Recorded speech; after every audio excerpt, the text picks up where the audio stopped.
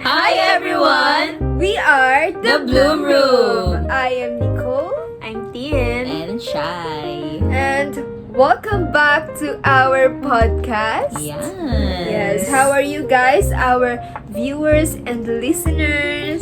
Sana ay okay kayo guys. We hope you are in the right state of mind Mhm. and anywhere na kung saan man na kayo nakikinig ngayon. Yes. Disclaimer lang po na baka may marinig kayong tahol dahil meron akong aso na para bang baka mamaya para siyang nagpo-podcast din.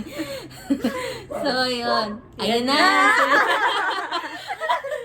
So, ayan na ang sinasabi ko. So, ngayon, kamusta naman? Ay, wait. Ano ang pag-uusapan natin? So for today's episode, we're going to talk about early 20s realizations. So, why did we chose this topic? It's because dito nagsimula yung friendship namin. And dito mas lumalim yung connection namin na sobrang lalim talaga. Na para bang Hindi mo na masusunod. Hindi na mapaghihiwalay. Kamusta naman? Kamusta naman tayo sa ACADS when it comes sa ACADS? I think we're doing good and great because it's first term pa lang. Mhm. Yes. Di ba ganun sa akin, kabigat? hindi pa maraming ginagawa masyado. Medyo lang. Sa ibang subjects lang. Oo. So, meron kaming question dito na sasagutin din namin, syempre, para mas mabigyan linaw. Di ba? So, ito yung unang question namin. What's one realization you had about chasing high grades versus chasing growth? Siguro sa akin, kasi ako talaga parang hindi talaga ako sa grades. Mhm. I mean, nag-aaral pero hindi super since mas pina-prioritize ko talaga yung sa outside life ko sa school since mas pina-prioritize talaga ang growth kasi alam naman natin na ang experience is the best teacher. So Yes. parang hindi lahat matututunan sa school, ganun. So, ako naman, katulad din ni Ate T na nag-aaral. Parang hindi ko din pinoproblema yung grades na meron ako. As long as masaya ako kung anong ginagawa ko, yun naman yung para sa akin na mas pina-prioritize ko din yung growth ko and hindi yung parang grade. Kumbaga, yung grade kaya naman yan di ba? Mas importante yung growth na meron or magkakaroon tayo.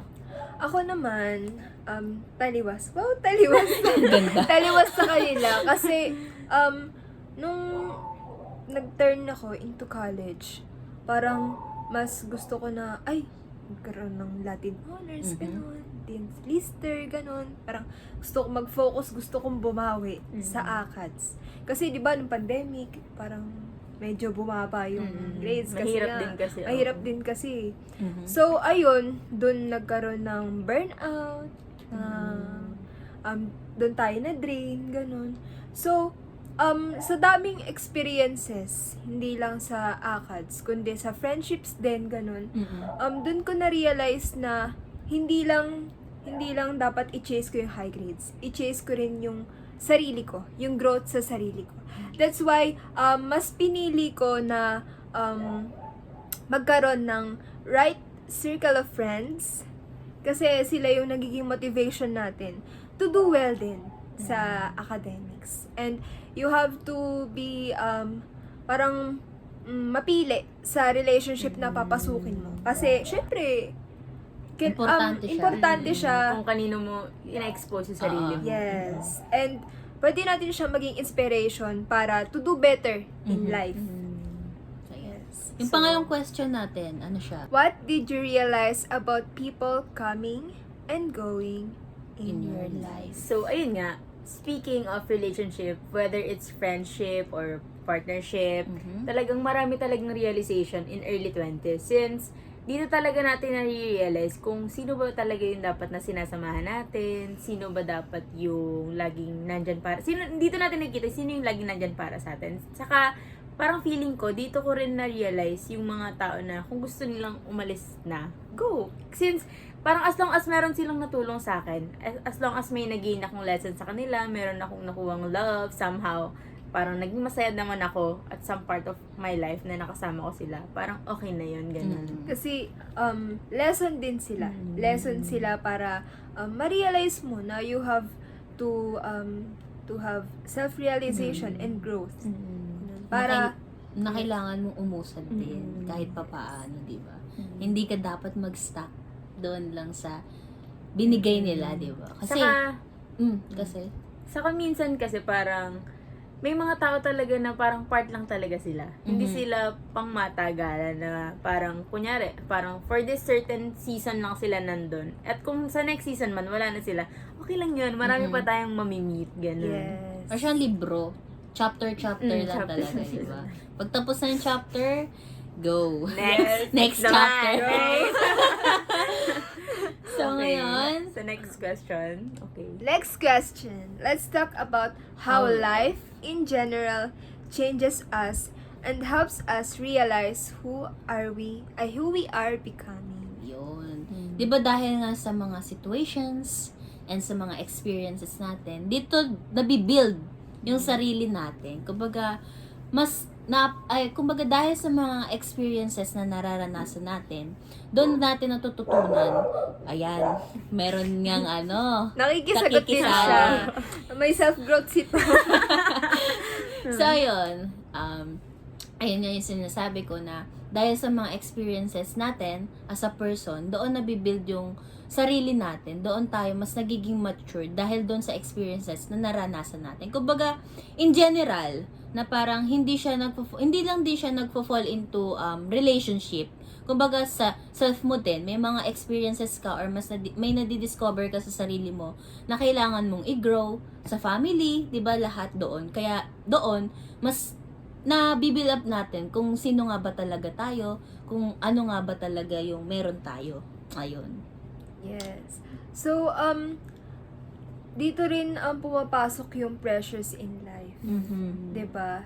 Na kasi kapag inisip mo lahat ng pressure sa na yung future mo, 'di ba? Parang common naman sa college students yun na mag-worry about sa future nila. Kasi papalabas ka na talaga sa real life talaga. Oh, yes. Tsaka dito din, kailangan din natin ng deep connection sa family. Kasi 'di ba may mga family na lack of support, 'di ba? When it comes to emotions. 'Di ba kasi may mga family na na-sustain nila yung support sa anak nila, pero most of the people or most of the person na kakilala ko hindi din nakakatanggap ng ganun. Which is sa akin din, ako din personally, na hindi din ako ganun nakakatanggap ng moral support sa kanila. Kaya parang siguro, kaya din ako naging ganito, na parang natutunan ko din i-build or parang i-lift up yung sarili ko. It because, ganun yung naramdaman ko sa family ko, na hindi naman siya yung rebelde.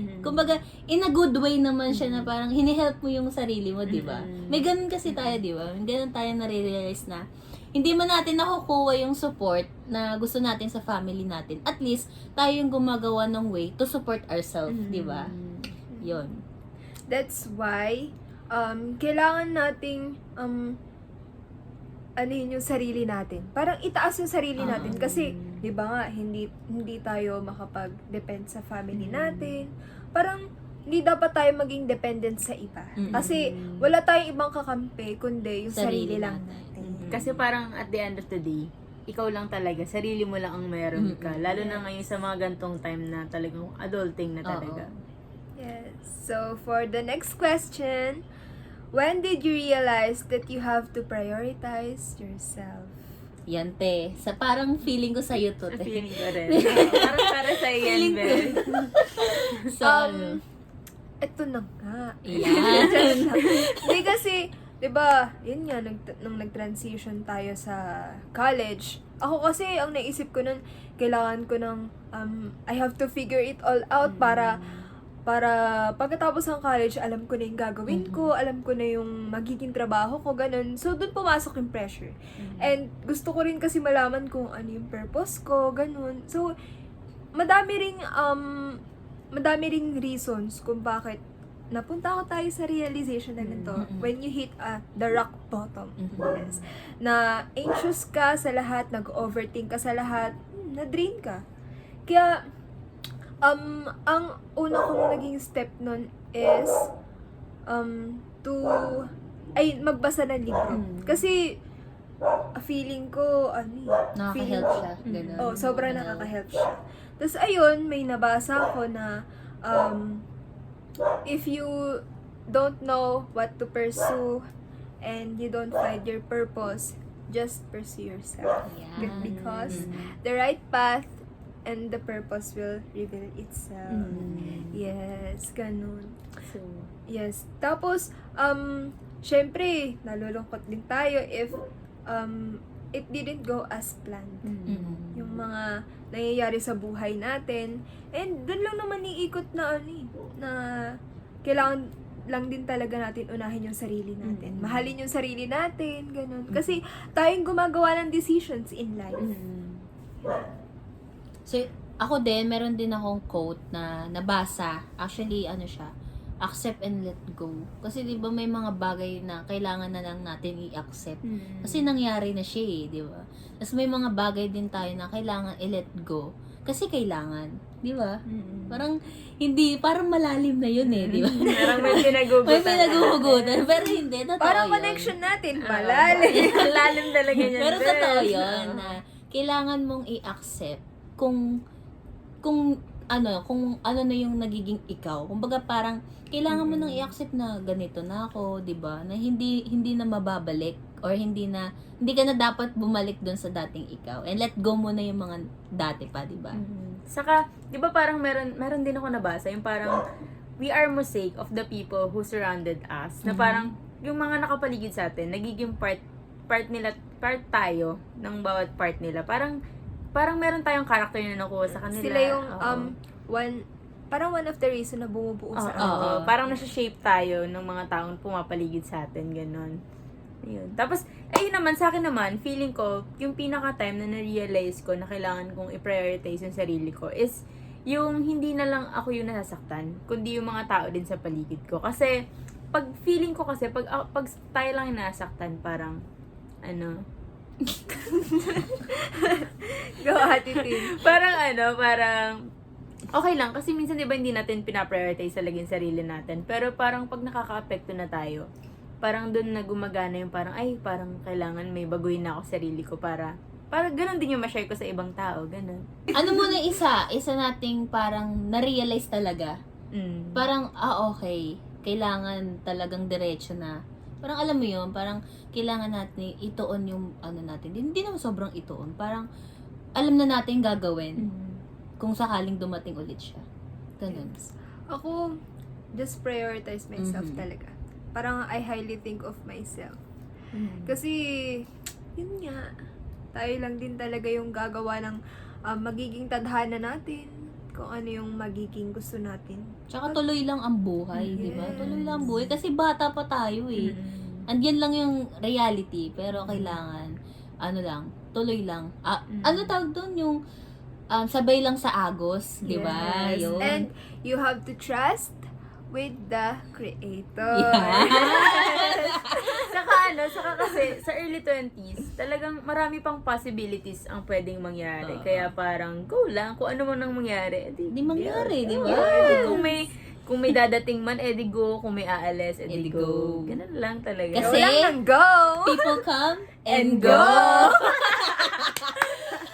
So, thank you guys! Thank you, guys! Thank you for watching and listening to our podcast. Yes! And once again, Hindi, naway may natutunan kayo Yes. sa amin at may Yes. na-realize din kayo, di ba? Sa early 20s nyo. kung nasa early 20s pa kayo or Yes. nasa Early 30s. once again, We